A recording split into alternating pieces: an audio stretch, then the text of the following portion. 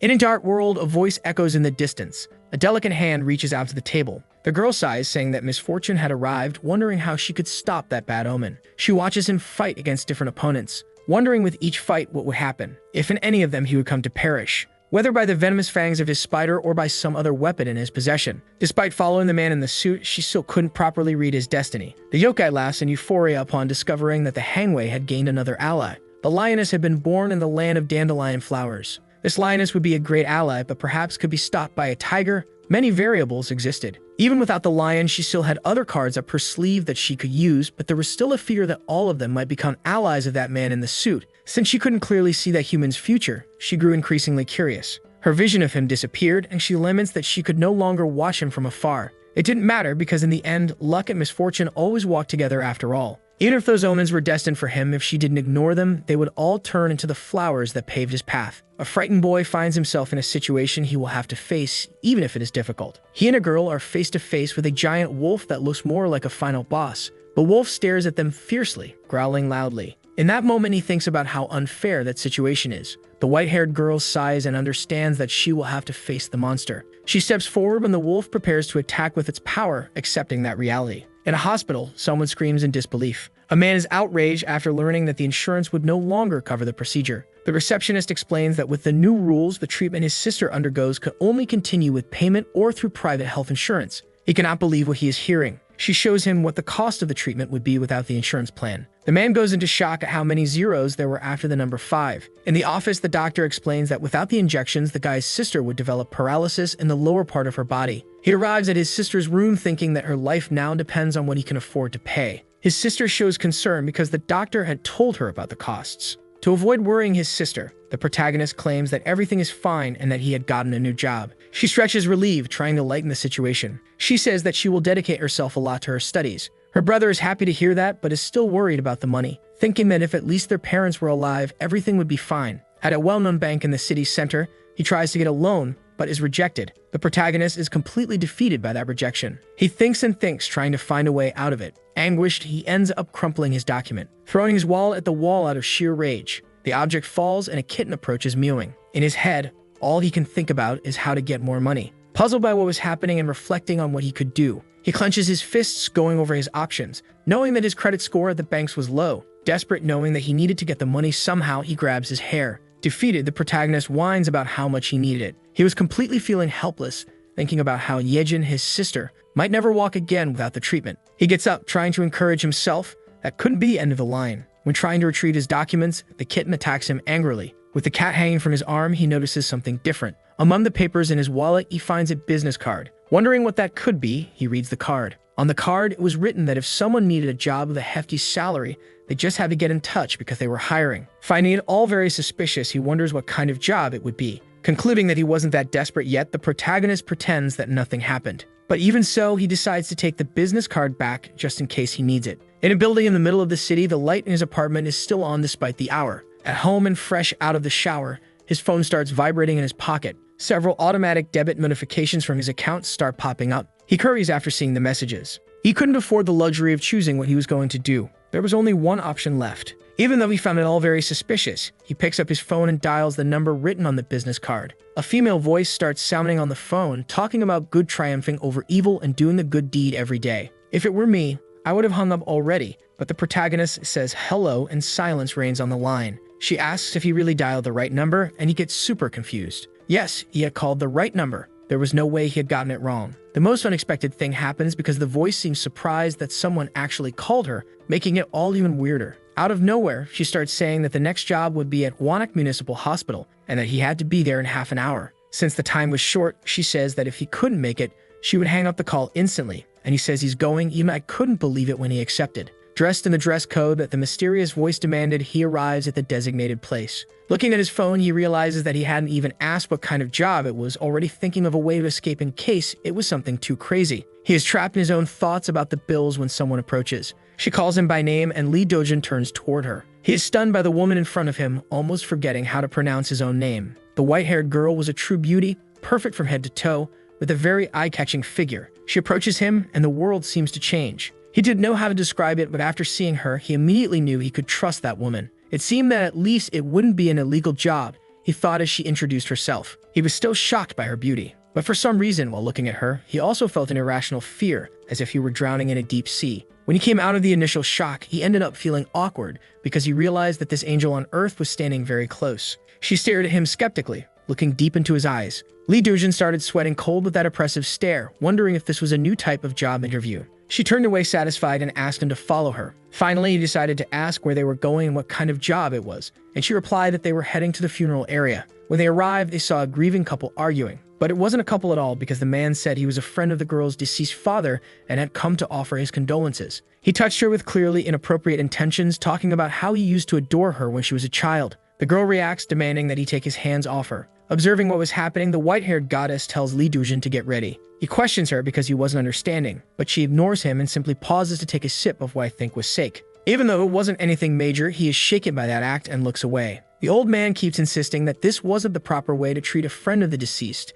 especially such a generous friend. Lee Dujin grabs him by the wrist, preventing the disgusting old man from continuing to touch the girl, confronting him about his real intentions. The old man confronts him back and he says he's from the funeral service company. Outraged at being touched by a mere funeral agent, the old man starts shouting. Trying to act tough, he forcefully slaps the other man's hand away. The white-haired woman steps forward to take control of the situation, denying that they were funeral agents but confirming that the old man was indeed the one they were looking for. Both of them looked at her confused. If they weren't funeral agents, then what were they? With the calmest voice in the world, she starts describing the old man's entire life. His name, his age, career, family, everything. Kim Hang-shik looks at her terrified. How could someone know so much about him? She continues and says that in recent years that man had taken the lives of several innocent people and that his last act had been just yesterday. The girl's world falls apart. Her deceased father had passed away in an accident exactly the night before. It seems that a journalist had uncovered what really happened in the accident, along with 2 more scandals related to Kim Hang-shik. The smell of incense and the photo of the deceased added drama to the story being told.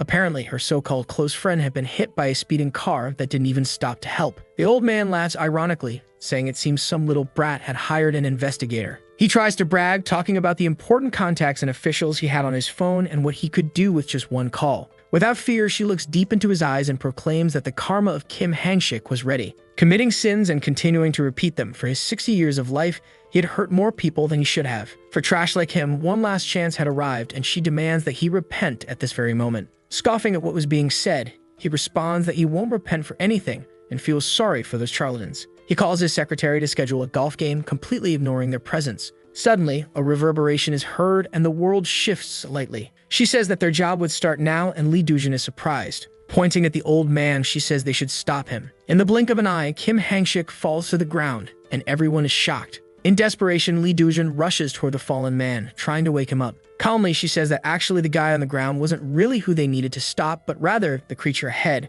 wandering between time and space. Frozen in despair, trying to process what he was seeing, he couldn't believe what was in front of him. There was no way to believe it.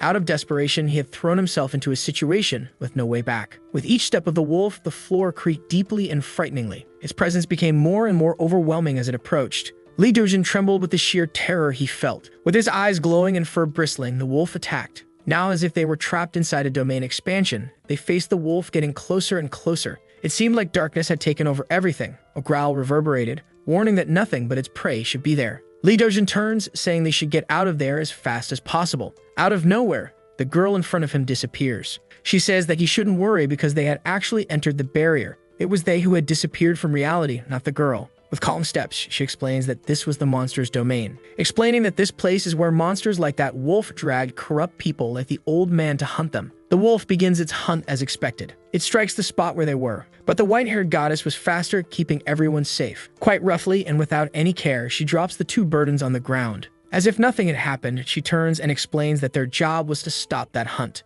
The wolf growls, understanding that they were their only get in its way. It then prepares its attack, no longer just for one prey. Now there were 3. Quickly, the girl raises her notebook, which now contained a magical symbol, blocking the wolf's attack as if it were nothing. Like a defenseless prince, he is saved by the princess, left speechless by her power. Good, says the wolf. At least she had strength that intrigued him. Still confused, the protagonist wonders if this was really happening, or if it was all just a dream. The creature doesn't wait and goes in for another attack. Before it could hit, the goddess pulls him. Part of the hospital wall explodes from the attack. In the middle of all that dust, 2 silhouettes can be seen by the wolf. It becomes frustrated knowing they managed to dodge. Being carried in the arms of a woman, Lee Dujin really was a defenseless prince. Well, if they wanted to fight, then definitely the wolf accepts the challenge. It mocks the situation, thinking the human she had brought was pathetic, surely incapable of harming a fly. But it seems the monster hadn't noticed a small detail, says the goddess. Despite all those explosions, it hadn't been able to harm even a single strand of hair on either of them. Still in her arms, the prince boy wonders what on earth she was thinking, provoking the wolf like that.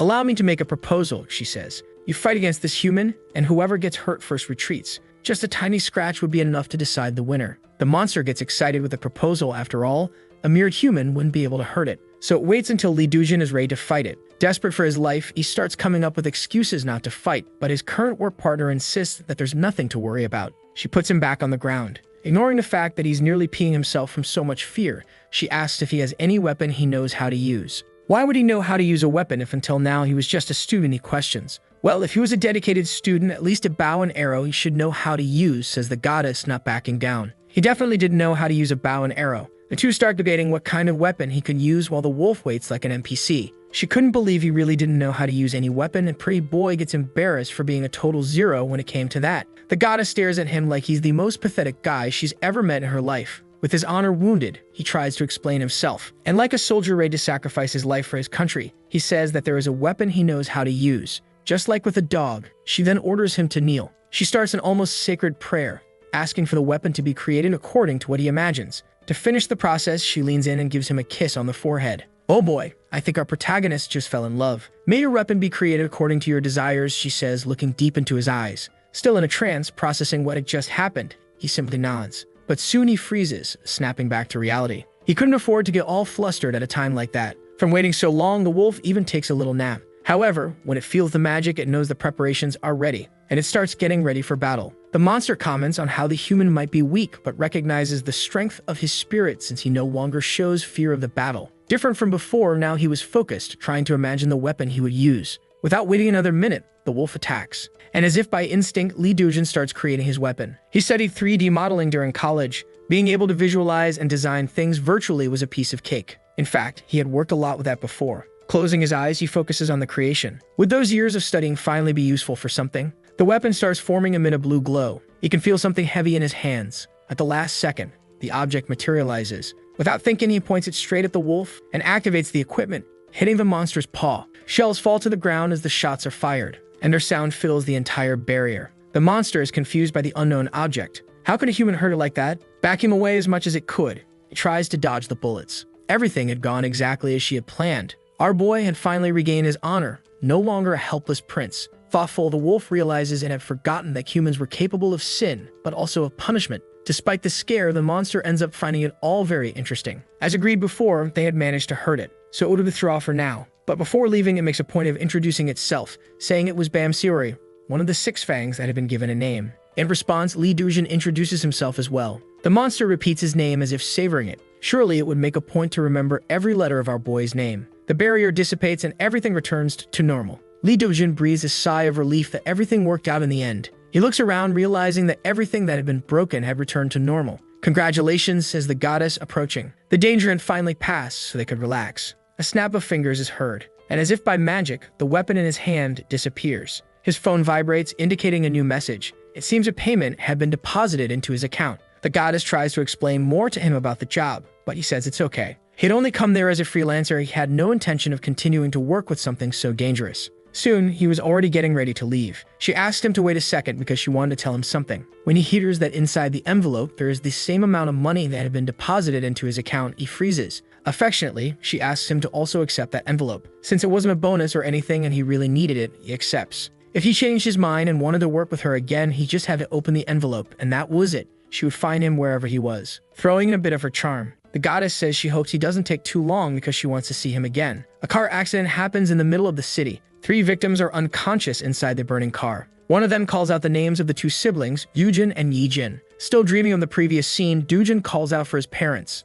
But his sister had other plans for him. He wakes up desperately, feeling the ice she had thrown on him. She seems happy to have woken him up and says that he himself had asked for it. That morning, they had a follow-up appointment scheduled, so they needed to go to the hospital. Yijin lets him know that breakfast is already ready. Remembering the hospital bills, depression hits. But then he remembers that he had received the payment from the job the night before. He grabs his phone to check how much he had received. Oh my god, what an absurd amount that was. Exactly the amount he needed. He couldn't believe it. It was exactly 5 million. He wasn't even paying attention to what he was eating, too shocked. He could only think about that absurd amount, wandering around the living room like a zombie. He finally snaps back to reality after stubbing his pinky toe. Ye-jin sighs, hearing her brother's scream. He really had no cure. We understand your pain, Dujin. Stubbing the pinky is torture. He sees the envelope on the table and remembers that inside it was the same amount. Should he open it? Just take a look? Just a little peek. At that moment, he remembers what the goddess had told him the night before, including the part where she said she would find him anywhere. Staring at the envelope, he wonders if that was really possible.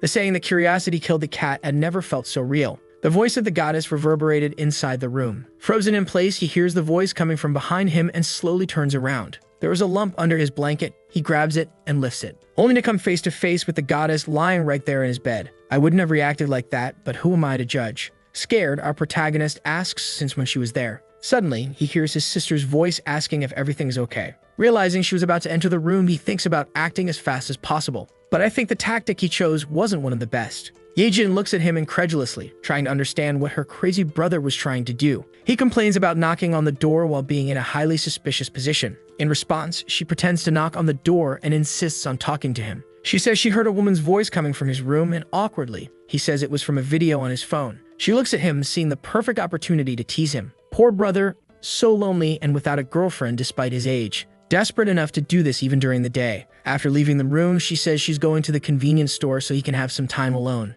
A huge misunderstanding had just happened. Feeling awkward and looking at the goddess lying in his bed, Lee Dujin comes to the conclusion that this misunderstanding was better than having to explain the reality. At a cafe near his house, the two are sitting at a table while he's still trying to recover from the fact that he had dealt with a woman in his bed for the first time. A news report on the TV catches his attention. It seemed that Kim Hang-shik had died in a car accident. He gets confused by that news since that was the old man they had saved from the wolf yesterday. The goddess confirms that it was indeed him. Ironically, the old man had died the same way his victims had. Thanks to saving him from the wolf, Kim Hang-shik's soul was properly sent straight to hell, the goddess comments. And Lee Dujin is confused upon hearing that. But what exactly was she, after all? As you might have guessed, the goddess is actually from the underworld. Not wanting to fully believe that, he wonders if she was just a lunatic. However, considering everything that had happened, he had helped her prevent the hunt for impure souls in order to guide them to hell. She comments that what he said wasn't entirely wrong, but had two key details. Her job was to subjugate the evil within each person and stop the demons that tried to feed on them first.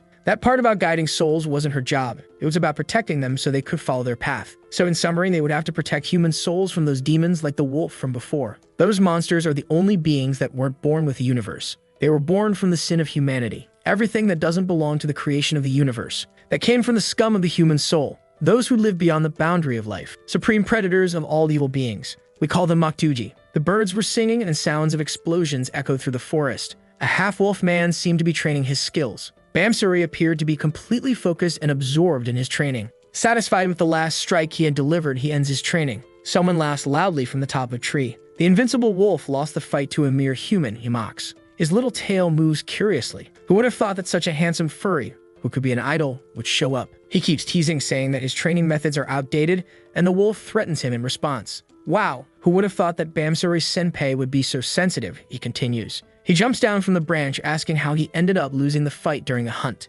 Bamsuri says he didn't lose, he just kept his promise like a good warrior, and the blonde one jokes that this is typical behavior of Generation Me. The wolf is confused by that slang. While playing with a rock, he explains that people with that kind of outdated posture belong to Generation Me. I see. Warriors who honor their word belong to that generation, says the wolf, still trying to process it. He insists that he didn't lose, he just followed the agreement, but the cat doesn't take him seriously. Bamsuri loses his patience with that annoying, teasing brat. Anyway, it seemed the matriarch wanted to know what had happened and asked him to deliver the message. The wolf sighs and says he'll go see her soon. With his duty fulfilled, the kitten then leaves. But he pauses for a moment. What if that man was actually strong after all? Those monsters are the only beings that weren't born with the universe, but from the sin of humanity. Everything that doesn't belong to the creation of the universe. That came from the scum of the human soul. Those who live beyond the boundary of life. Supreme predators of all evil beings. We call them Makduji. She explains that these Makduji enjoy hunting souls like that old man's. So when they cross the threshold of sin, they become prey. Having their souls torn apart by the monsters like some sort of karma, asks Lee Dujin. She agrees and explains that the problem with these hunts is that it disrupts the order of the universe, which is the order of reincarnation. The continuous flow of human souls helps the universe maintain its stability with each rebirth. This helps them ascend to purer and higher beings. This cycle of souls is what sustains the universe. The universal law of creation took centuries to manage to form the first human soul. Therefore, the most precious spiritual essence that exists is the human soul, and it must be protected to keep the universe in balance, says the goddess. Resting his cup on the table, he finds himself speechless. After all that explanation and remembering everything he had been through, there was no way to doubt what she said. Not when the feeling of that object he had created for battle still tingled in his hands and reminded him that it was real. She takes a scroll and places it on the table. As she opens it, the goddess explains that human sins must be purified by the cosmos' own system, hell. These sins are like rust, slowly corroding the fabric of the universe. And the proof of this is that, feeding off that corrosion, the demon Makduji emerged and gained enough strength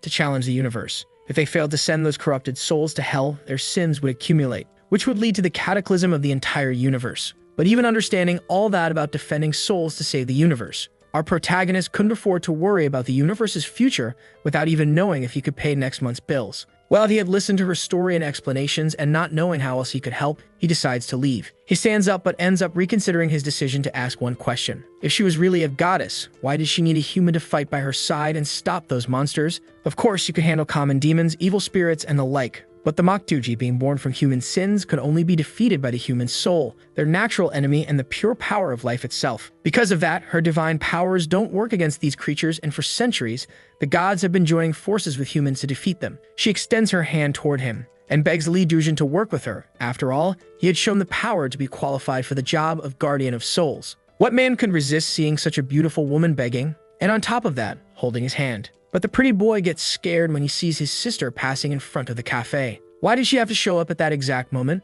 The goddess is confused by his reaction to her request, and then he puts the pieces together and makes a decision. So that his sister could continue walking freely through the streets, our dear protagonist would do everything within his power. He holds her hand confidently. There was a question he wanted to ask. If she was really a goddess, would she be able to cure his sister's illness? And if so, he would definitely accept the job. The goddess sympathized with that situation and the request of a desperate brother. But there were rules, and she couldn't interfere in human matters like that, even if it was a miracle with good intentions. She apologizes to Li Dujin. His glimmer of hope to cure his sister once and for all was gone. To the goddess's surprise, he replied that it was okay and he understood. Even so, his sister's treatment depended on money, and the payment for the job was generous. So as long as the goddess paid him properly, he would be willing to fight alongside her. She is happy that he accepted the job after all. The two stay there enjoying the moment, holding hands like a couple in love. But Li Dujin wanted to negotiate a bit. Besides the money for his sister's medication, he also wanted to live a comfortable life. And shamelessly, he asks for a raise. She looks at him, accepting that condition. So the two continue negotiating, spending more time together at the cafe.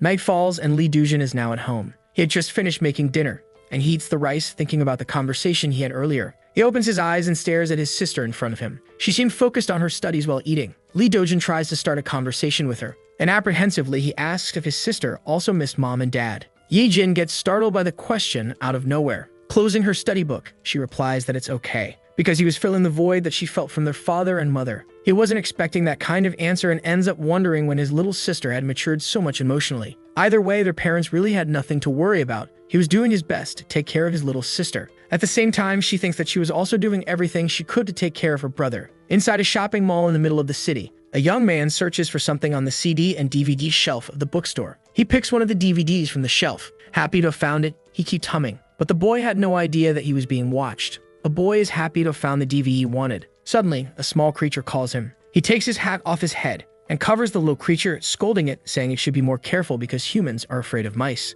Little Mouse squirms inside the hat, apologizing. Interested in why it had sought him out, the blonde-haired boy asks why it appeared there. It seems that this boy was on a hunt, and the little mouse had gone there asked to fight by his side. He replies that he wouldn't need help. Sadly, the little creature says that the human had used a new object to defeat Master Bamsuri. And that was exactly why he didn't want help, because with just one shot from that object, the mouse would be sent straight to God. It gets even sadder hearing that. More than anything, it also wanted to fight against this human that everyone was gossiping so much about. Thinking quickly, it says that unlike a sword or a spear, that object would eventually run out of ammunition. The number of little mice it had gathered to fight was definitely more than enough to deal with that. Besides, they had made a vow. The boy agrees with what it said. They really had made a vow to the matriarch, promising to give up their lives for the cause. But that wasn't exactly what he was thinking. His goal wasn't to lose his life in the fight, but to survive it. But the mouse says that unlike them who had already been given a name by the matriarch, even though they wanted to survive, they had no right to choose. They were willing to die if necessary. Tired of their insistence, the boy ends up accepting. Their sacrifice would be welcome,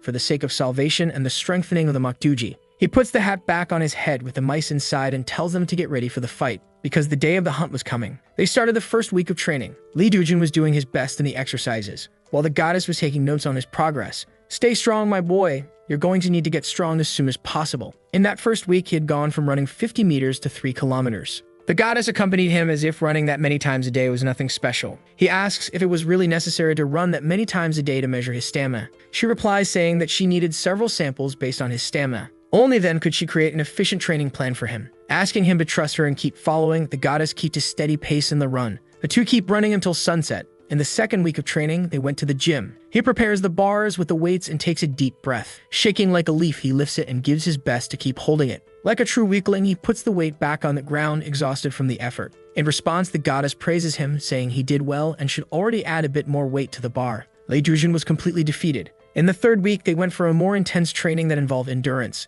She gives him instructions while Lee Dujin focuses on not kicking the bucket. On the last day, our protagonist could only crawl on the ground. If God wasn't with him in battles, he would definitely be with God after this training. Almost there, he was nearly reaching the goal that the goddess had set. Upon arrival, Lee Dujin clung to the pole as if his life depended on it. To his dismay, the goddess says he was still 12 minutes slower than the previous day, and she adds that the next step was to run to the hot spring a few kilometers away. Poor our protagonist is being tortured, and not even in the way he would like. To motivate him, she says that if he manages to reach the hot spring in under 10 minutes, she will grant one of his wishes. Despite being defeated, her words end up working. And through the strength of determination of a man clearly being manipulated by a woman, he gets up determined to accomplish the goal. Lee Dujin starts running as fast as he can, and in his place, I can't deny I would do the same. 18 minutes and 25 seconds passed. He had given his best, but even so, he still ended up failing. The goddess offers him a bottle of water and says that despite everything, he did well. She announces that even though he didn't make it within 10 minutes, because he dedicated himself over those 3 weeks,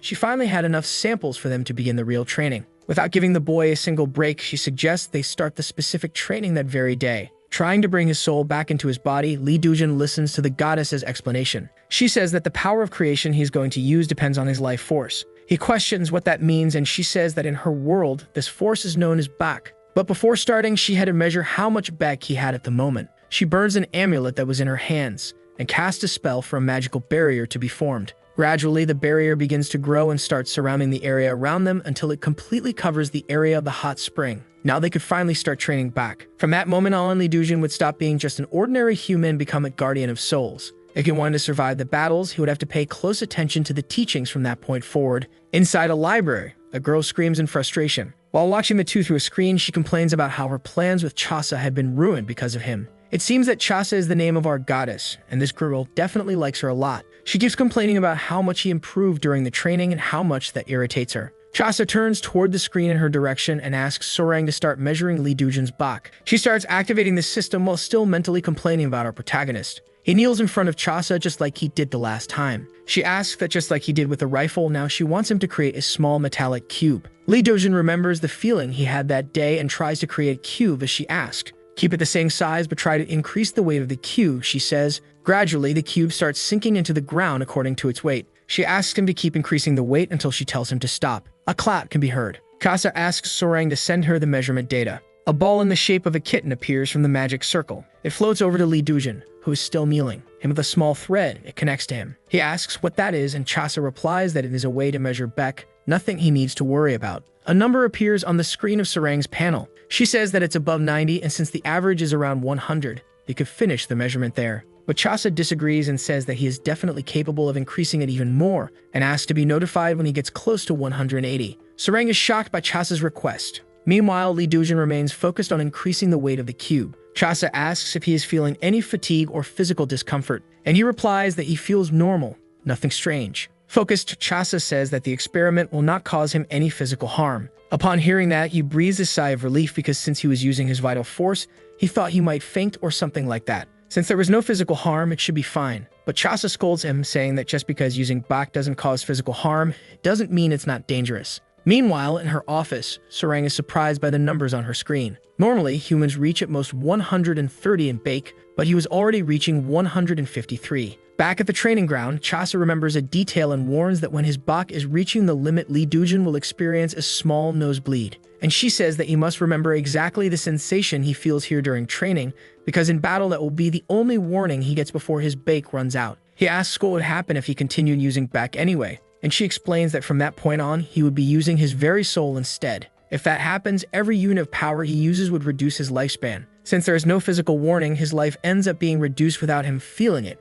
and that's what makes using back so dangerous. Chasa notices a movement from Sarang. At the same moment, she warns that he is reaching 170, and she keeps updating gradually until Lee Dujin reaches level 200. His nose starts bleeding just as Chasa had said. Very close to his ear, she says that he can stop the training now. Lee Dujin snaps out of his hyperfocus, and little by little, the magic begins to dissipate. He was clearly enjoying being praised by Chasa. The goddess flatters him a bit more and reinforces that he must remember that sensation because it will be his only warning. She hands him her handkerchief so he can wipe his nose. Lee Dujin couldn't be more satisfied and happy with that situation. Chasa calls Sarang and asks her for the final result from the meter. The girl still couldn't believe the result on her screen. That result was almost impossible. Whoever this man Chasa had found he was way above average. She says the value of the result to the goddess and asks how she knew that his back result would be so far off the charts. Chasa just looks at her and smiles. She begins to explain and says that Lee Dujin has high bake because he inherited a Yuji. He looks at her, wondering what a Yuji is.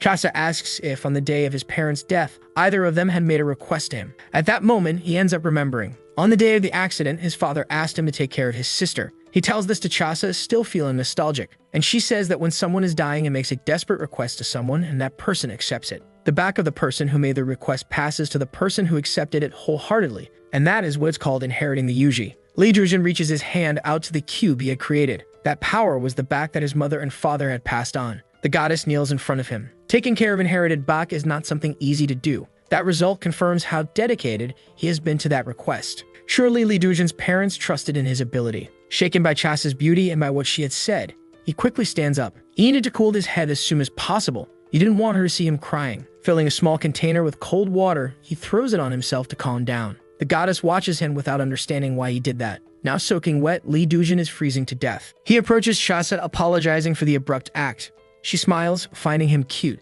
and says that the training for the day is over and he can go home to rest. But first he needs to find a way to soothe his puffy eyes from crying. With the sun setting, they head home. Morning comes and the birds sing. Lee Dujin gets ready to leave while his sister puts away the breakfast dishes. She asks what he's going to do, judging by his choice of clothes, and she's surprised to hear he's going to the gym. He says that his new job depends on his physical condition, but it's nothing for his sister to worry about since it's a safe job. They say goodbye and Lee Dujin heads out to train. Still washing the dishes, Yijin was clearly worried about her brother's new job. Walking down the street, he remembers the sweet words of the goddess the day before about the back he inherited. In his mind, her voice echoes, saying that when someone is dying, it makes a desperate request to someone. And if the person accepts that request with an open heart, the back of the person who made the request passes to the one who accepted it. From that moment on, the person becomes responsible for that request, carrying the wishes of the deceased. Because of this, Lee Dujin no longer felt alone since his parents' bake was with him. Knowing this made starting that job worthwhile. Gatrones gathered to form the training barrier that prevents any human from entering that area. This barrier extended in a radius of 500 meters, providing a large clear space.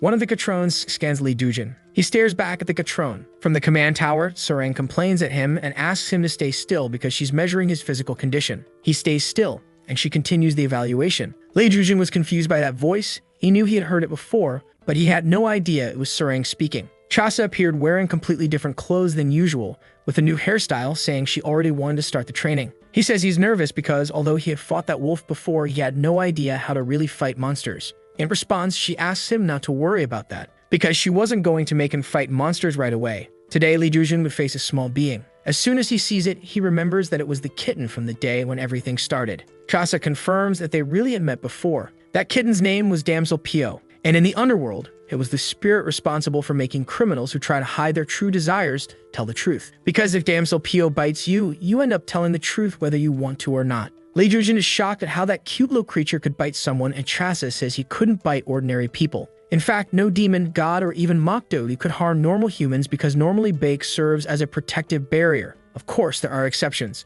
Currently, Lee Dujin's back had been modified, so he needed to be careful. Even if the kitten bit him, its truth power would be activated. While she was explaining about how his back had changed from defense to attack, the handsome one got distracted and the kitten bit him. He jumped in surprise from the sudden pain. The kitten's power activated, and he ended up blurting out that his eyes always end up looking at Chasa's legs because he has a weakness for pantyhose. Sarang is horrified by this and starts scolding him through the Gatrone. He argues with Damsel Pio and pulls his finger out of its mouth. The two end up mad at each other.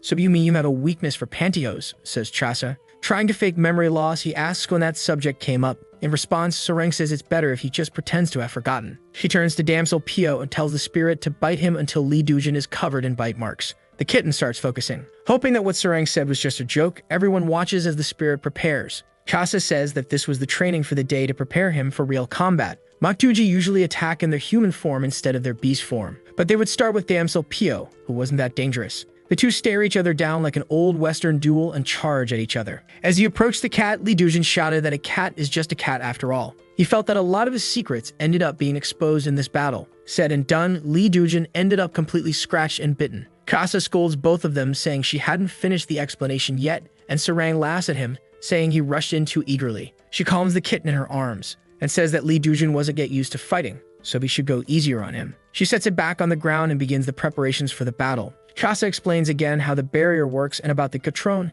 and with a snap of her fingers, she switches the barrier mode to combat mode. In that mode, the two could fight as much as they wanted, because only their projected bodies would be hit. When the battle ended, their real bodies would return to normal, unharmed. He calms himself, trying to think of a strategy. To deal with cats, there was only one possibility, the fishing rod toy for kittens. Damsel Pio's eyes shine when he sees it. Sarang tries to warn him about the danger, but it was already too late. The kitten had spotted the toy. Lee Dujin was confused. The feline had been incredibly fast. Sarang explains that when Damsel Pio sees a toy like that, his hunting instincts are activated, and when he enters wild mode, nothing can stop him. The crazed cat rushes toward Lee Dujin. He panics, wondering if that was really a cat or a demon incarnate. He drops the broken toy rod and runs as fast as he can, with the cat right on his heels. Sarang and Chasa laugh at the comical scene of the two fighting. Lee Dujin deserved that. Meanwhile, he kept running as if his life depended on it. Suddenly, he hears a voice coming from the Catron saying that the weeks of training had paid off because he was able to run at his maximum for longer. He realizes it's Chasa's voice coming from the drone and takes the opportunity to ask how he could defeat the kitten. Because it wasn't an opponent he could defeat empty-handed. Chasa begins another explanation. There were 3 attributes of the back combat mode: will, determination, and divinity. So to use Bake properly, he had to choose between one of those 3 options. The kitten had already caught up. It was time to try. The first one he would learn was will. If he could use it correctly for a period of time, he would have the physical strength of a Maktuji.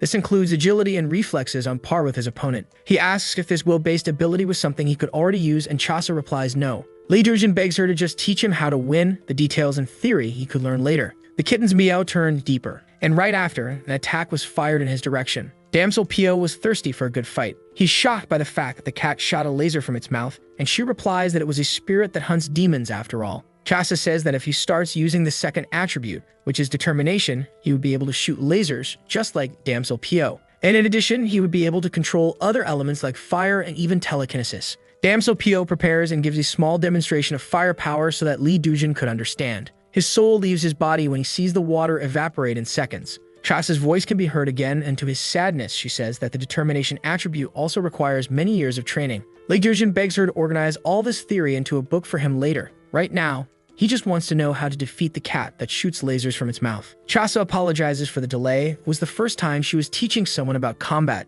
Meanwhile, the kitten demonstrates a bit more of its power. She says that there is an attribute he is able to use now. He begs her to tell him quickly. That attribute was divinity. She tries to explain that it is just as equivalent as the other 2 attributes, but he just cries, asking her to help him already. Lee Dujin found himself in a delicate situation with the cat emanating fire in front of him. Through the Catron, Chasa says that the 3rd attribute is the ability to materialize objects, using Beck the same way he did back when he fought the wolf, so it was something he had already used before. The divine attribute was the most used by soul guardians to create weapons capable of dealing damage to the Maktuji. Damsel Pio prepares and forms a magic circle. In contrast, Lee Dujin stays alert. A giant cat paw forms through the magic circle. Frightened by that, he asks if it really isn't dangerous. Chasa calms him, reminding him that the damage caused in battle won't affect his real body, and when the barrier falls, everything will return to normal. So even if his body were split in half, he would still be alive. However, the system does not cancel the pain of the injury. Before he could even react to that last piece of news, Damsel Pio hits him squarely, throwing him far away.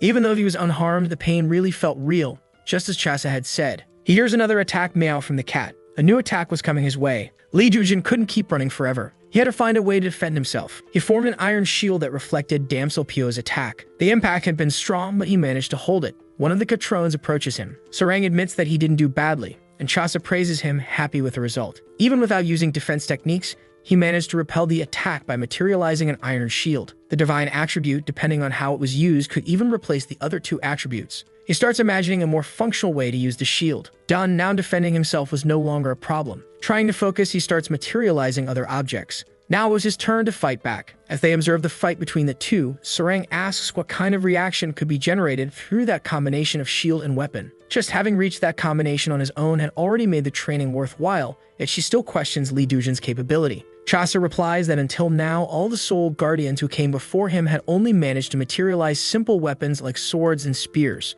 And unlike them, Lee Dojin could materialize more complex weapons like that. Techniques that normally take hours to learn, he managed on the first try. He was sure he could learn the other attributes easily, but for now, starting with divinity was the best choice. Even so, with the skill he had now, even with a weapon, he wouldn't be able to defeat Damsel Pio. Damn, he was too small and fast, thinks Lee Dojin. He already expected that outcome, but even so, not landing a single hit was frustrating. The kitten conjures the giant paw again and once more hits him squarely. Even with the shield, he's thrown backward. His shield shatters and he crashes to the ground. As expected, just having a weapon wasn't enough. He's panting from the effort. Damsel climbs on top of his weapon and challenges him to come get it back. Lee Dojin starts focusing, thinking of something else. A tense aura grows between the two. The kitten drops the weapon and heads toward him, ready for a new attack against the human while he was still trying to concentrate. Lee Dojin conjures something that would be effective, and creates a waterfall to soak the kitten. The feline panics and the water keeps falling, trapping him in a current. Damsel Pio had been completely defeated. Before he could recover, the human thinks quickly.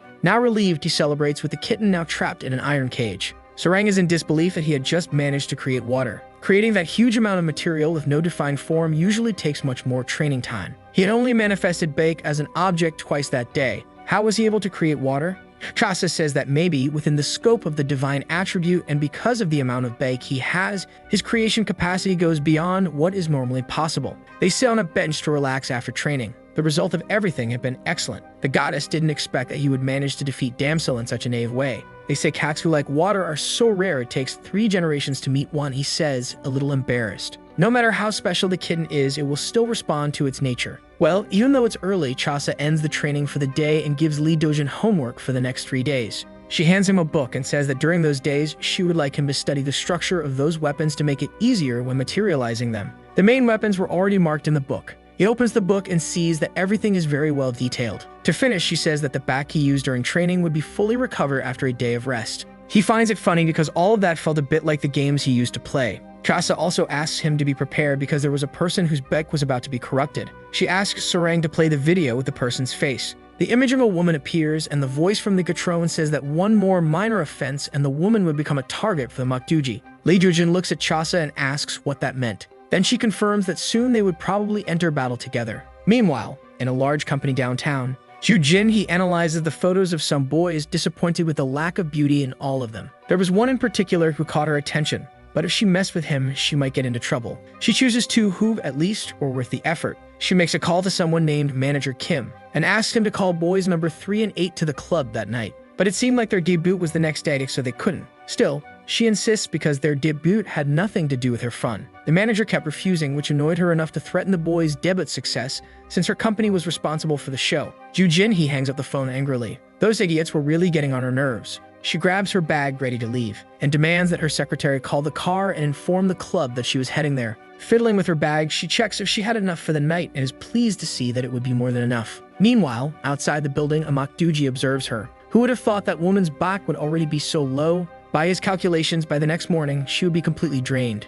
She wasn't really his type, but oh well. Considering all the bad things she had done, there was no other option but to devour her. The next day, at Lee Dojin's apartment, he is focused, trying to memorize the book Chasa had given him. There were so many details to learn. Definitely, the techniques of will and determination were still far beyond his learning capacity. The book said, infuse Beck into your spinal cord to strengthen it, or grant the energy of fire, mix it with Beck, and make it explode. But even so, despite reading, he had no idea how to do that in practice. Lee Dojin concentrates a bit of Beck in his hands. Maybe the divine power of materializing was easier because since he was a child, he always liked to create things. If Chasa was right, his Beck would return to normal after a day of rest. Compared to the training day, today his body felt much lighter. Alright, now that he was in better condition, could he already go out? Lee Dojin opens the curtain and to his surprise comes face to face with his sister still awake. She asks where he was going at that hour, and he says he was going to a friend's grandmother's funeral. Yejin gets confused because as far as she knows, her brother didn't have friends. He tries to dodge the subject, saying that he met this person recently,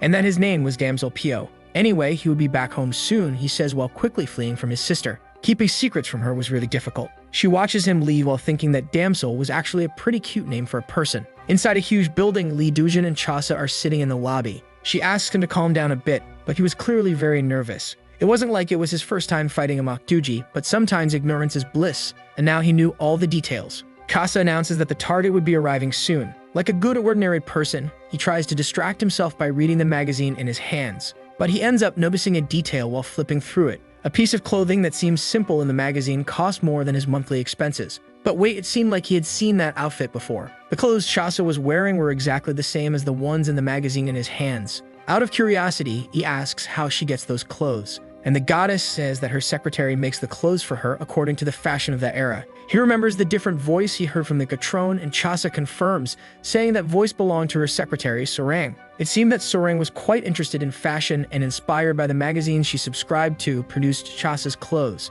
Lee Dojin finds it amazing that her clothes were made with magic and continues flipping through the magazine. He compliments Sorang and the two keep talking for a while. A little later, Chasa senses the presence of the Makduji's prey. It was Yu Jinhee, and her sins had exceeded the allowed limit. He asks where she is, and Chasa looks toward the hotel entrance. The door opens, and a woman walks in accompanied by a younger boy. It seems that she owned an entertainment company that works with recruiting new idols, and the boy by her side was one of her victims and the reason she had surpassed the sin limit. She used to pick one of the boys who were about to debut in her agency, and with promises of guaranteeing their success, she played with their dreams and then discarded them like old dolls. To keep them quiet, she manipulated the major media to create scandals that would destroy them socially. The problem is that she enjoyed watching her toys being destroyed. Lee Dojin sets the magazine down on the table. So that woman Sorang had shown him a few days ago had lost the back defense power, just like that old man from the previous fight. Chasa confirms and says that even the strongest and purest bake loses its power when people act with bad intentions and commit crimes. And the more they accumulate this karma, the moment they exceed the limit, that's when they become prey for the Makduji. But whether being hunted by a Makduji or not, Yu Jinhee will die in this hotel room around 3:15 in the morning. Chasa sets her clipboard on the table and warns that this will happen within half an hour. She still didn't feel any sign of the Makduji's presence, they still had some time. The pair composed of Yu Jinhee and the boy head to the elevator to go to the room. But before the elevator closes, Lee Dojin and Chasa step in and accompany them. Yu Jinhee looks suspiciously at the two. To divert her attention, Chasa confirms that her room and Lee Dojin's are also on the 12th floor. The older woman compliments Chasa's beauty and asks if she already works for any idol agency. Then, intending to recruit her, Yu Jinhee introduces herself as an agent, inviting the goddess to visit the company one of these days. Chasa smiles and gives the most compromising excuse possible. Holding Lee Dojin's arm, she declines the invitation, saying that she is going to marry him, and after getting married, becoming an idol is something difficult to do. Yu Jinhee expected anything but that answer.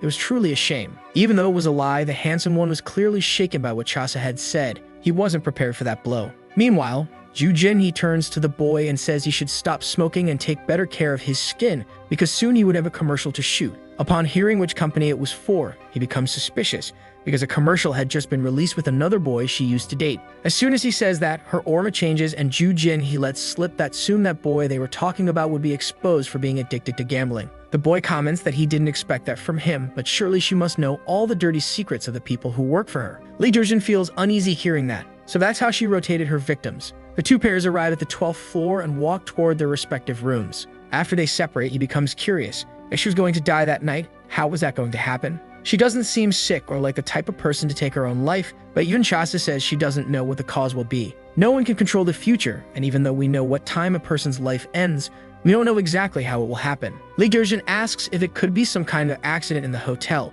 but Chasa says if it were something big, the place would be full of agents like her. But if it's not a large-scale accident, what could be the cause then? Could it be that one of her former victims is behind it? Maybe it could be. Many people hate her, so there's a big possibility that someone from her past is the cause. But if that's the case, that means the possible perpetrator could be hiding somewhere in the hotel at that very moment. They should stop it. They couldn't allow someone to become a criminal and have their back reduced as well. Chasa turns to him and says that, in that case, he needs to make a choice. If the cause of Yu Jinhee's death really is homicide, then they have two paths to choose from. If they decided to prevent the homicide and save Yu Jinhee, they would have to fight against the Mokadugi that would come after her soul. On the other hand, if they let things flow and the Mokadugi arrived a little late, it wouldn't reveal itself to them, avoiding the battle. So what would Lee Dojin choose? Recover her soul without preventing the homicide, or prevent the homicide and fight the Mokadugi? So should we recover her soul without preventing the homicide, or prevent the homicide and fight the Mokaduji? The choice is in your hands, she says as she steps a little closer to him. If you wanted to prevent the homicide, they would have to reveal their identities to Ju Jinhee. If that happens, there's a chance the Mokaduji that is following her could find us before anything else happens. In other words, revealing our identities is the same as inviting the monster to attack us. Think carefully and choose the best option. Li Dujin becomes thoughtful. It was not an easy choice to make. They didn't know the cause of her death, and no one was able to predict the future. Even if the lifespan was predetermined, they couldn't know the exact moment would happen. Chasa looks at him. Li Dujin had made his choice. He wanted to prevent an ordinary person from becoming a murderer in a moment of rage. If destiny isn't predetermined, the fact that Ju Jinhee could lose her life in some other way was still possible. Therefore, preventing the businesswoman from having her soul stolen and one of the trainee idols from becoming a criminal. Maybe it could prevent both. These boys who were deceived by her must be, at most, the same age as Li Dujin's sister. They dedicated their lives from an early age to be able to debut successfully. In the end, they are just kids consumed by the toxicity of the entertainment industry, clinging to a rotten opportunity that Ju Jinhee offered them. After so much suffering, the desire for revenge became so strong that they were capable of doing anything to the one responsible for it all. If it could prevent the young man from becoming a criminal that night, then he would still have the chance to restart his life in some other way. Li Dujin grabs Chasa, determined. Ju Jinhee having her soul stolen by a Mokaduji, or one of her victims becoming a sinner through a crime. Our protagonist wanted to have the strength to prevent both. So for that, he asks Chasa to help him. With a smile on her face, the goddess says she will follow his will and help Li Dujin. They head towards Ju Jinhee's room. For having acted on impulse, he was now embarrassed for having grabbed Chasa by the shoulders. But remembering what had happened in the elevator, he came to the conclusion that maybe she wasn't bothered after all. She had hugged him first. As a good anxious person, our protagonist was overthinking about it. Chasa lets out a soft laugh, finding the situation cute. However, she ends up misunderstanding and thinks he is acting that way because he's worried about the young idol. Li Dujin takes advantage of the subject, but being nervous, accidentally lets slip what he was really thinking. Chasa gets confused by what he says. As a precaution, he asks if she knows how to read minds. She says she could try, and at that moment, he regrets asking that. Changing the subject, the goddess says he has a good heart, and that will be important for his battles because the purer the intentions, the stronger the bak becomes. She asks him to stay that way. Li Dujin gulps awkwardly, thanking God that she can't read minds and discover his impure desires. That had definitely been a warning for him to control his thoughts. As they approach the elevator again, Chasa comments that she still hasn't felt any sign of the Mokaduji. Last time, the wolf had opened a barrier and then revealed itself. It seems that these demons hide in the form of humans. But when they open the barrier, their true form is revealed. That way, they manage to deceive their prey until they open the barrier and hunt them. Inside these barriers, time stops. Even if you spend hours and hours inside, it feels like only seconds have passed in the human world. And even if everything is broken during the fight, when the barrier closes, things return to normal, allowing them to hunt without leaving traces. When the barrier opens, you can feel a psychic wave, and as they were talking, a scream can be heard, followed by a boy running desperately down the hallway. That was the idol who had accompanied Ju Jinhee to the hotel. Chasa launches an attack in his direction, freezing the boy in place. Right after, she sends a command to Soreng and tells her to rewrite the boy's memory and send him home. The Gutrom crosses the portal and heads toward the young idol. She starts the process that Chasa had requested. It seems that another hidden idol attacked Ju Jinhee. They had to hurry. The two head to the room where Ju Jinhee was staying, but when they try to open the door, they realize it was locked. There was no other way, the door had to be opened. He starts concentrating his power. However, Chasa was faster and cast a fire spell on the doorknob, melting it completely. She tells Li Dujin to be careful because it was still hot, saying that it was a man's job as he enters the apartment. Right after, he hears a voice screaming and asking for help. As he expected, probably some idol thirsty for revenge had come after her. The boy was shouting, telling her to go straight to hell already. Before he could continue, Li Dujin stops him. Trying to stop him, he says that if he does that, he'll ruin his own life. In response, the boy screams that he'll kill him too if Li Dujin keeps getting in his way. The shouting fight continues throughout the room. The boy begs him to let go, and Ju Jinhee coughs desperately on the bed. Li Dujin and the idol fight. It seemed like the boy's life was already ruined by that woman. Whether he committed a crime or not would make a difference. In the midst of coughing, the businesswoman curses the idol and asks how he had the audacity to do that. Ju Jinhee recognizes the two of them from the elevator.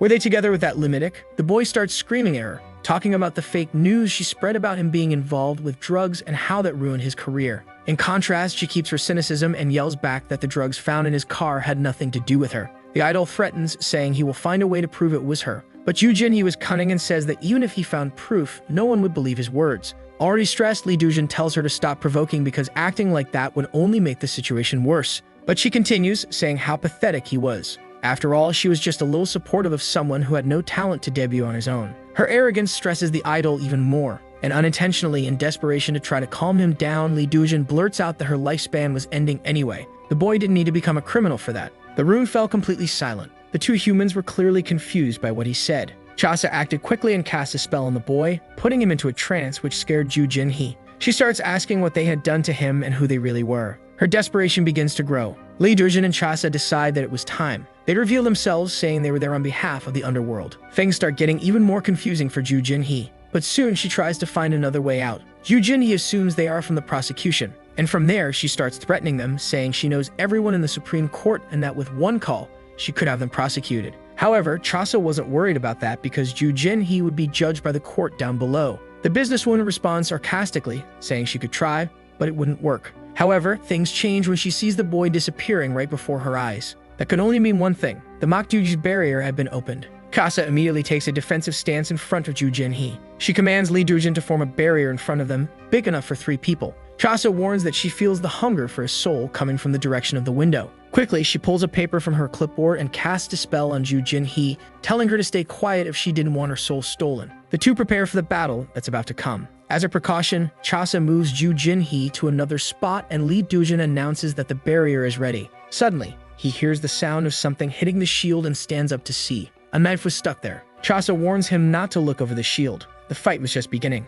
The sound of glass cracking can be heard throughout the room. Right after, the window shatters, and several knives identical to the previous one are launched in their direction. If they hadn't made that shield, it would definitely already look like porcupines. The barrage of knives seemed endless. With the impact, some small pieces of the shield were breaking off and hitting Lee Dujin. He starts asking if the contract they made included life insurance, and Chasa tells him not to worry. Gradually, she begins to cast a spell, and a golden circle forms in front of the shield that was protecting them. The knives fly toward that circle, while Chasa continues chanting the spell. As soon as they hit the golden circle, all of them are reflected back. The attack stops for a few moments. Lee Dujin wonders if it was finally over. Suddenly, they hear a young voice coming from the direction of the window. 2 people enter the room, stepping over the broken glass, and the sassy little cat appears again. He comments that, judging by the size of the shield, a lot of bake must have already been used. Mocking as always, he starts saying that if they just give up that soul now, they won't even have to fight. But not letting him continue with his nonsense, Chasa commands Lee Dujin to start the attack. As ordered, he projects the weapon and starts the attack against the 2 Makduji. One of them is hit while the blonde one escapes to hide on the window ledge. "Oh, come on," he says. I was still in the middle of my speech. His contacts had warned him that the human could use more than one weapon at the same time, but it didn't matter since he wasn't alone anyway. All excited, he introduces his companion as a surprise card from the Makduji against Lee Dujin's type of weapon. The puppet turns and asks the blonde cat if he's really okay trusting that fight to them, and the cat says yes. He wanted to see what they were capable of. With that, they begin to prepare for battle. Gradually, rats that were hit start falling out from inside the puppet. Lee Dujin gets worried about that. The power of each shot was really great, but even so, he could only hit 1 rat per shot. From that moment on, Lee Dujin would have to count his bullets carefully. He reloads his weapon. The rats attack, saying he won't have enough bullets to stop them. Even so, he tries an attack. There was no way to hesitate now. There really were too many opponents. There was no way to hit them all. One of the rats gives a command, and those that had been hit follow it, forming a magic circle on the ground and launching an explosion against the shield. Lee Dujin gives his all to hold back the impact of the attack. To help him, Chasa summons a defensive barrier, and the rats start being pushed back. The little monsters see that the barrier is weak and start trying to gnaw through it. Chasa grabs Ju Jinhee and warns that the barrier is temporary. She says she's going to set up a stronger barrier in the room next door, so they would retreat for now. The enemies keep gnawing non-stop. Since the barrier wasn't made of beck, it was easier for them to break it. They run out of the room. Meanwhile, Lee Dujin tries to think about how he could stop that many rats. In the previous room, the Makduji in the form of a cat boy watches the army of rats gnawing at the magic barrier, having fun with the situation. The two hurry to the room ahead of the one they were in. Chasa propels herself and, still holding Ju Jinhee in her arms, kicks the door down. Meanwhile, the rats keep gnawing at the barrier to reach them. Lee Dujin gets into position and asks if Chasa could use the mirror spell again, but against the Makduji, that spell won't work since it's not human back. He is shocked to realize that all those rats were Makduji, and the goddess comments that it's the first time she's seen a demon colony like this. Seeing how they move to work together, it seems that all the rats share only one consciousness. Chasa pulls out another paper from her clipboard and summons another barrier while they assess the situation. And so a magic protection circle is formed. She asks if he can create any weapon besides that one that could stop all the rats at once or at least in greater quantity. But besides the one he was using, he could only create others that were smaller in size and power because he hadn't memorized the internal structure of the more complex ones yet. Chasa sighs, thinking about what they were going to do. It was risky, but it was possible to manifest objects without knowing all the details about them. And given how the situation was progressing, in order not to be defeated by those rats, they had to try. The goddess asks him to sit on the bed. Meanwhile, the Makduja colony keeps trying to break through the first barrier. Inside the building, Chasa explains that she would try to manipulate Lee Dujin's back to activate 100% of his brain for a few seconds. However, they had to be careful. Unlike using Bak to create something when using it on the body itself, it keeps being consumed the entire time it's active. That's why they hadn't used this before, exactly because of how dangerous it is.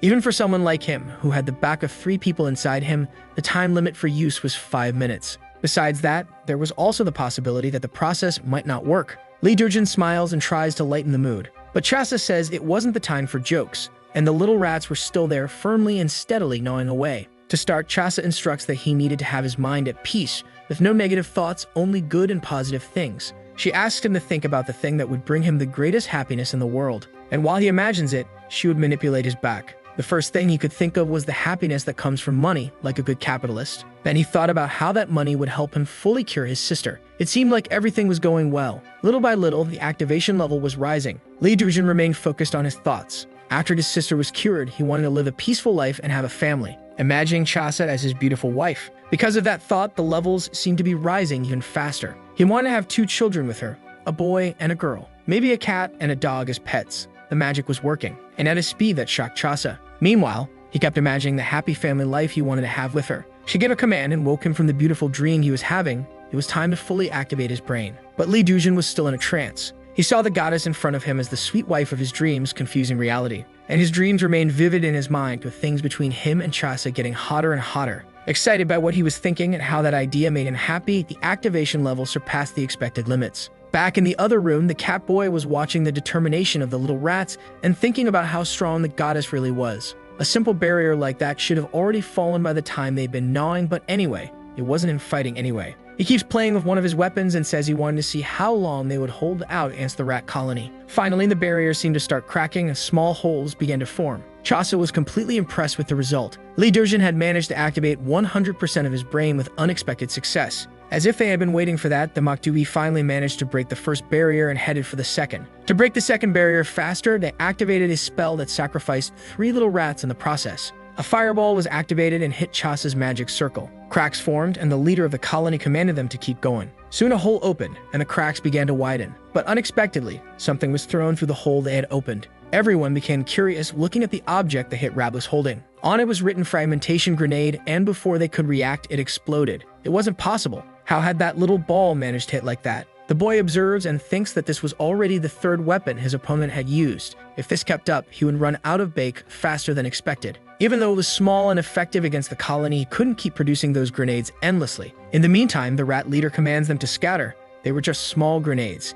If spread out, they couldn't be hit so easily. All the rats started running in different directions. But the unexpected happened. A bucket with several mini grenades was thrown. There was no way they could escape that. A bucket with several mini grenades flew over the rats. There was no way to run from it. In a hurry, the leader gives a desperate command. He tells the rats closest to the mini grenades to cling to them and try to contain as many back fragments as they could. To ensure success, Chasa activates the mirror spell, and everything starts to shine in gold. The light reflects on the grenades, activating all of them at the same time. The cat boy was shocked by the way they used one spell to activate the other. A good part of the colony had been wiped out by that move, but they still managed to contain part of the damage and now knew how to deal with it. Determined, they prepared to attack again. Lee Dojin concentrates on forming a new attack object. He throws it through the gap in the barrier, trying the same move they used with the mini grenades. 4 little rats surround the new object to try to contain the explosion damage. But that wasn't a grenade like the others. A smoke started to spread through the area. As they were hit, they felt as if their bodies were on fire. The little cat backed away.